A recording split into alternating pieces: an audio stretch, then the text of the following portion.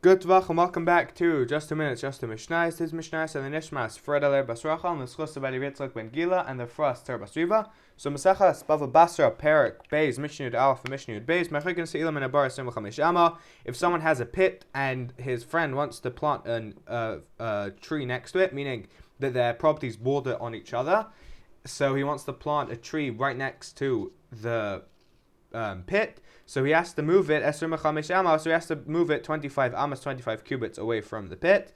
And a charva or a shikma tree which have very deep roots, chamishim amas. So they have, meaning they have very big roots which spread out.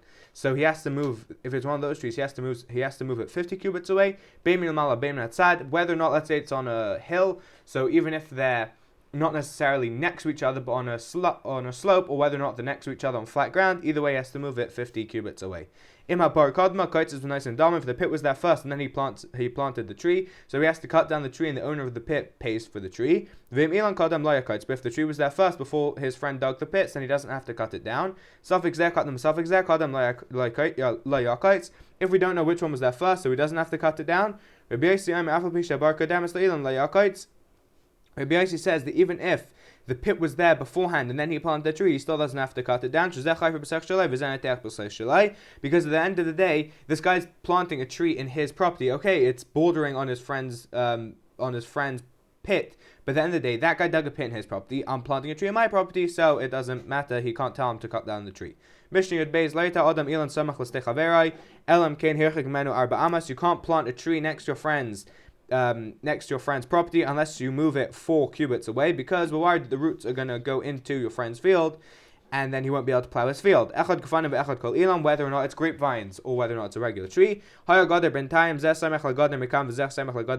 they had a fence in between, so then each one can put their trees right up against the fence. If one of them plants a tree right next to the fence and the roots go into his friend's garden, into his field,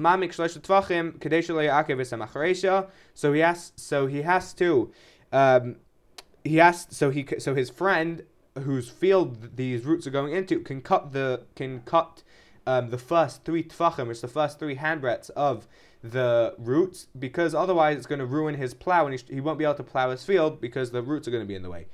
If he's trying to build to dig a pit or siach ha'ma'ara, which is like a cave or a different type of pit in his property, and these roots are in his way, so he can cut the roots even if they're deeper than 3 tvachim, then 3 handbreadths, so he can still cut them and he gets to keep the roots which he cuts. And those days good tvach, and those days mishnayos.